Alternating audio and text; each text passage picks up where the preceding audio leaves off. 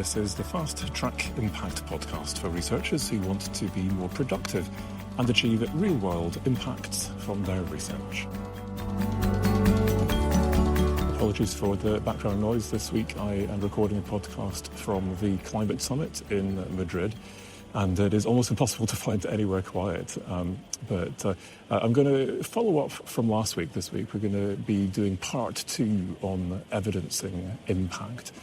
And if I get time when I get back to my hotel tonight, I'll try and record some concise thoughts on what you can learn from an event like this in terms of working with policymakers. Of course, at an event like this, this is a pathway to impact, and there's very little in the way of actual impact from just talking to a bunch of people. I need to know that those people, A, understood something, and B, maybe did something with what I've got to say to them. But I will be trying to do a few testimonial interviews while I'm here to collect some further evidence of the impacts that have happened to date. So we're going to dive straight in with the second part. As I said last week, this is a bit of a brave new experiment for me. This whole preprint type idea is frankly kind of terrifying me. But why not try and do this in audio vibe. So yeah, I listen to audiobooks all the time. I would love it if I could read all of the papers I had to read on audio, and I'm giving you that opportunity now. So it's fairly dry. It's a paper. It's an academic paper. I try to write as accessibly as possible, but when I'm reading this kind of stuff, I do really notice, this is an academic paper, so bear with it. I'll try and read this as slowly and as engagingly as possible so that you get the key points. I have now actually submitted the paper, so last week I was still proofing it as I was reading, so hopefully it will be less annoying this week in terms of stopping and starting to correct issues with the paper. So last week, just to catch you up if you didn't listen to it, I was giving you some new definitions, a definition of research impact. So this is a new academic definition of impact, and a definition of impact evaluation, a new approach to defining the reach of your impact. And we had a bit of a deeper think about how we might evidence causation, in particular cause and effect, where the cause is your research and the effect is your impact. So, as I gave you at the end of last week, there is a typology that my colleagues and I have come up with. So, 5 different types of research impact evaluation design that you can choose from. And in the main part of this week's episode, I'm going to go through each of those 5 types. And I want you to have a listen and have a think about how you might use one of these types to evaluate your impact. And think out of the box if you can. Think beyond the methods I'm talking about here.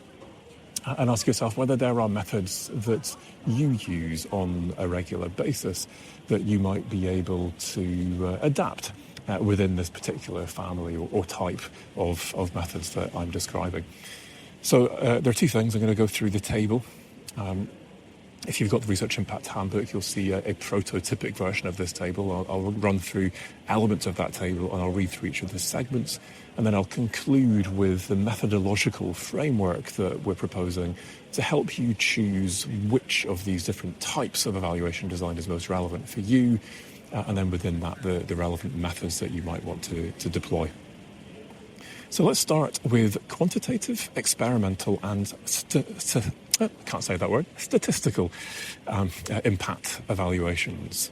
So loads of different types of methods within this, and I'm sure you'll be able to think of many more from lots of different types of statistical modelling, econometrics, payback framework, and various forms of experimental methods that you might use. I'll read through the section and we'll talk about the ways in which this is used and how it establishes causation. But 2 other things just to quickly give you a sense of is the type of evidence you get from this sort of method. So some examples here: improvements in water quality based on improved regulation arising from research, or reduced morbidity or mortality among patients receiving a new treatment based on research compared to a control group. And this is something that is a set of methods that is typically used for impacts that are kind of end-of-pipe, longer-term things, so economic, environmental, social, health and well-being type impacts, maybe policy, some other forms of behaviour change, decision-making type things. Great. Typically not used more kind of formative mode for shorter-term, interim impacts, such as changes in understanding or attitudes and the like. So let's have a read through the first of these sections. Quantitative, experimental and statistical approaches to impact evaluation typically provide evidence of research as a necessary cause of impact. This is often done by inferring counterfactual causation based on the difference between two otherwise identical cases, one that is manipulated and the other that is controlled, giving rise to evidence of cause and effect. Traditionally, quantitative, experimental and statistical approaches have dominated impact evaluation, and in many fields, for example in medical trials and many international development programs, they're still considered the gold standard. This type of evaluation typically compares treatment and control groups using statistics to analyse results. Where there are large populations of observed data, statistical methods can help identify biases and provide quantitative assessment of the likelihood that impacts occurred and are statistically related to a research intervention. Attribution between intervention and outcomes often rely on pre-post assessments, i.e. comparison of outcomes before versus after intervention implementation. New methods have emerged to cope with time-dependent trends and outcomes that are unrelated to interventions. For example, the difference in difference method uses a comparison group experiencing the same trends that is not exposed to the intervention. Quantitative, experimental and statistical approaches may be essential for high-risk and/or controversial studies. However, they're often costly and time-consuming to implement. As a result, less costly and time-consuming methods have been developed to evaluate impact. For example, using quasi-experimental designs in which space, a comparable situation or territory without the intervention, is substituted for time. Examples include the comparison case approach or matching design, for example using propensity score matching. Yet, it is often difficult to find a comparable case that represents the alternative state. There are three other weaknesses associated with quantitative, experimental and statistical impact evaluation as well. First, the potential to replicate and synthesize studies to provide reliable evidence of what works at national or system levels to inform wider policy and practice is compromised by a lack of common standards for collecting and reporting data. Second, quantitative metric-based approaches to impact assessment have been criticised as oversimplifying and so providing partial and/or misleading findings. For example, Australia's Engagement and Impact Framework from 2017 allows higher education institutes to use up to 8 quantitative indicators to assess engagement with non-academics. And 2 out of the 4 mandatory indicators are, I quote, cash support from research end users and research commercialisation income. Economic indicators such as these are a crude proxy for engagement, may or may not be correlated to impacts and favour certain disciplines over others, for example engineering over many other sciences, and design over many other arts and humanities disciplines. And third, quantitative approaches can be used to establish correlations that may be mistaken for cause and effect without the use of additional methods to infer causality. Moving on to the second of the 5 different types of impact evaluation design, we've got theory of change or logic-driven approaches.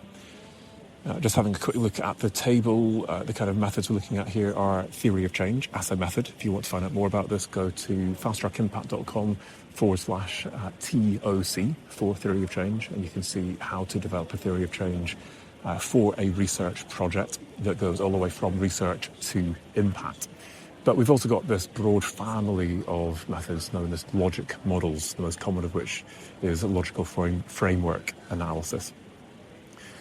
So the kind of examples that I'm going to give you here are all about changes in pre-established indicators that you set at the start of your project as part of your logic model or your theory of change that you would expect to show change as impacts occur. So 2 contrasting examples, and listen to each of these indicators and see how they string together in causal chains. So, number of farm advisors adapting their discourse to farmers. Number of farmers taking up the conservation measure. Hectares of land restored, followed by reduction in water pollution, savings to water companies, and reductions in water bills. And a contrasting example, access to healthcare. Number of individuals getting immunised against a particular disease, number of individuals not contracting the disease, followed by reduction in the predominance of the disease and savings in health expenditures. And this works for all types of impact. Theory and logic-driven approaches to impact evaluation trace causal chains from research to impact, based on an anticipated logic or a theory of likely change. They may be used to provide evidence that research was either sufficient or necessary to generate impact, but the explicit consideration of risks and assumptions in both approaches make them well suited to evaluating whether the research was a sufficient cause of impact in the context of other contributory or confounding factors. Although they tend to be used ex ante to plan for impacts, they can also be used in evaluation to compare actual impacts to those that were planned. The more closely reality corresponds to what was expected in theory at the outset, the stronger the case for assuming that the research contributed to the outcomes. A logic model, also called logical framework or theory of change, is typically developed at the start of a research project, working back from the ultimate benefits, in the case of a theory of change, or working forwards from impact goals, in the case of a logic model. It consists of mapping out the steps that would in theory be necessary to move from the planned research activities to the generation of research outputs, intermediate outcomes, short-term impacts, and the ultimate benefits that are sought. If the links in the causal chain, also referred to as program theory, accurately enable the design of pathways to impacts and reflect the impact delivery process, then it's possible to design an evaluation to look for each of the causal links and measure indicators to infer whether or not the research is making progress towards impact. For example, an evaluation might assess whether or not capacity is being built and awareness raised by the end of the first year of a project, as envisaged in its theory of change, by stress testing procedures or services or surveying staff. Alternatively, national statistics may be used to monitor indicators of malnutrition or morbidity in a project designed to enhance the health of the population. Developing a logic model includes an identification of the different beneficiaries or users of the research outputs, assessments of risk, for example, internal and external factors that might influence the delivery of each outcome along the causal chain, and identification of assumptions behind the causal links that have been inferred. The causal chain in a theory of change is usually expressed visually using diagrams, whereas logic models tend to be presented as tables, and both may be turned into narrative. Theories of change tend to focus more on the multiple, potentially alternative links that can be made in the causal chain from research to impact, whereas logic models tend to focus more on activity and impact indicators and their means of verification. Both theories of change and logic models typically involve the identification of activity and impact indicators and criteria. Reed et al. 2006 provided a list of attributes for designing indicators for use by researchers and or stakeholders that combined accuracy and ease of use. Others have adapted SMART indicators from the management world to suggest that impact indicators should be specific, that is, capture the essence of the desired results and be able to pick up changes over time. Measurable, in either quantitative or qualitative terms. Achievable, is feasible in terms of equipment, funding, competences and time. Relevant, capturing what is to be measured accurately and consistently and timely to provide information in a timely manner. The design of impact indicators follows two broad methodological paradigms.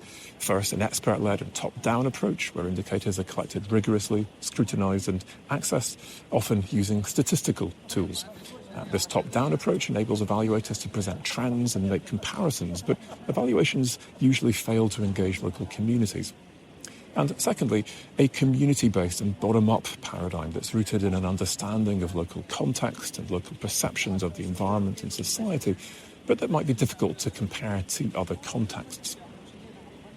Alternatively, criterion-based approaches evaluate impact against pre-established theory-driven criteria designed to predict or explain why impacts arise.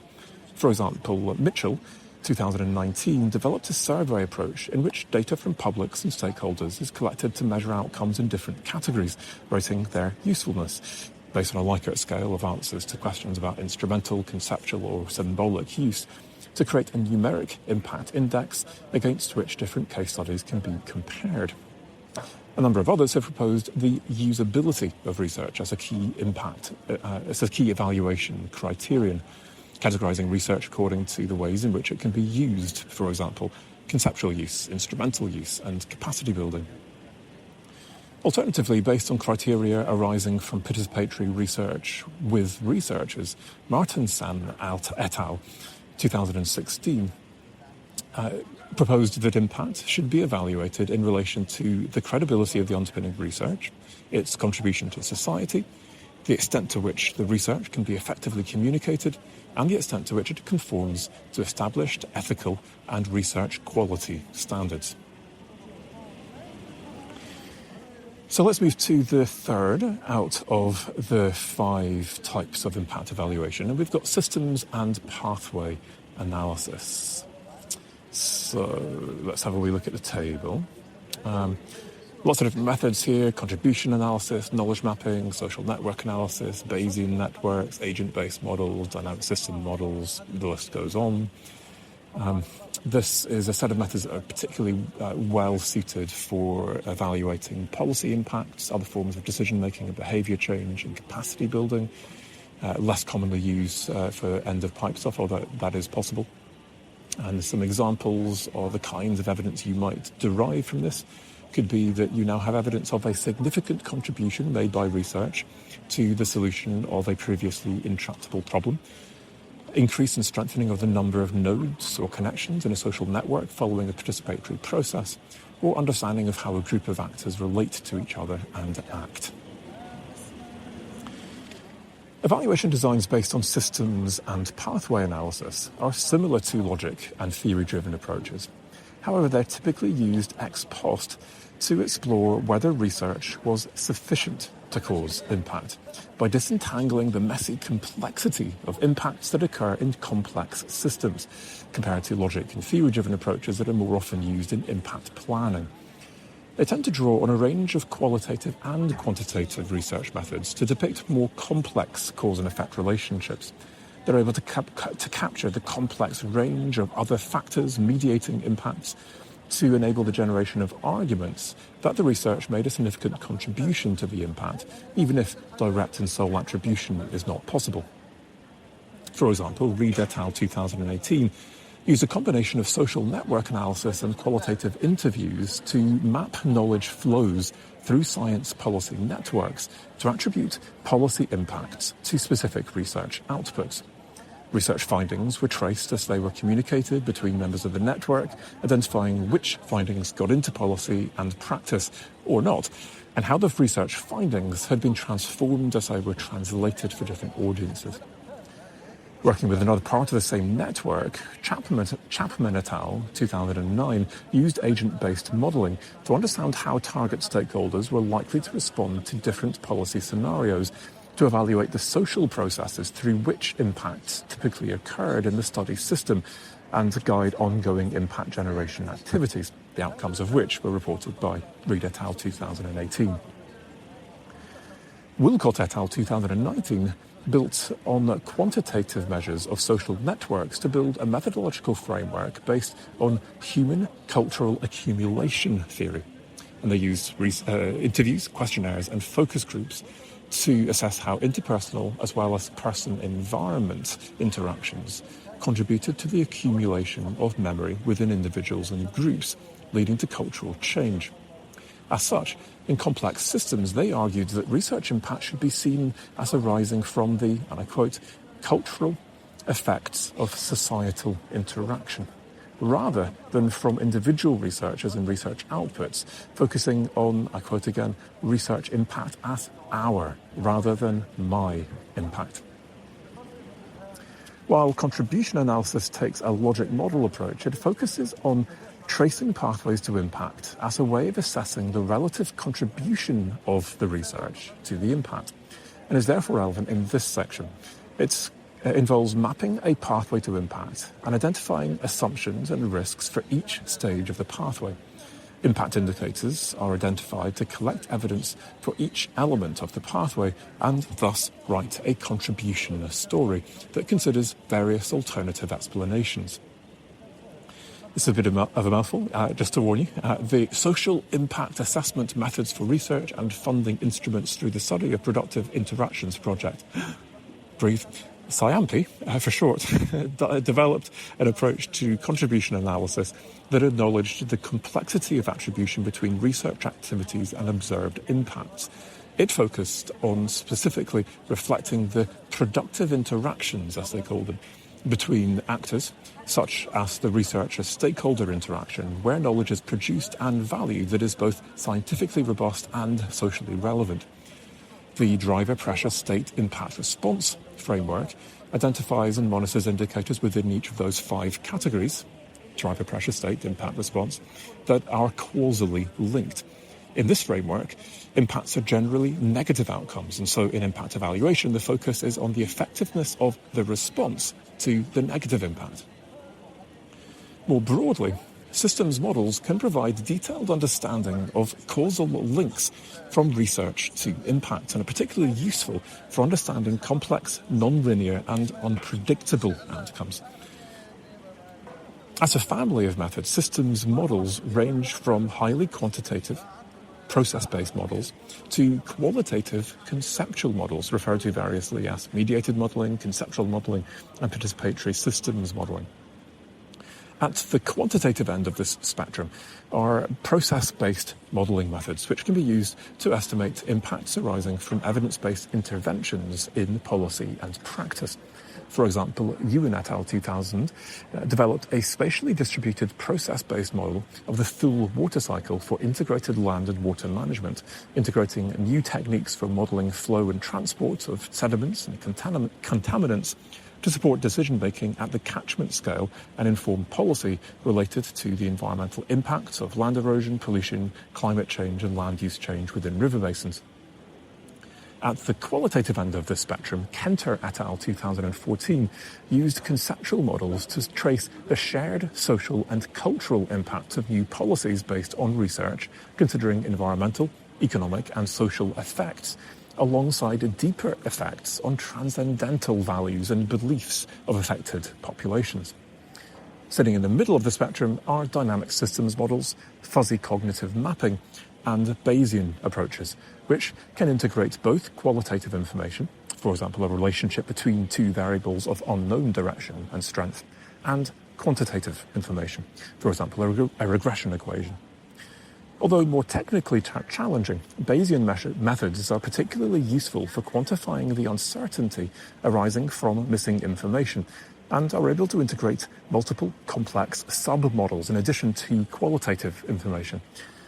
By modelling beliefs elicited from relevant experts about likely causal chains between research and impact, Bayesian methods can be used to improve the clarity and precision of likely impacts as part of an a priori effectiveness analysis, and, when integrated with monitoring data, assess the relative contribution made by research to impacts.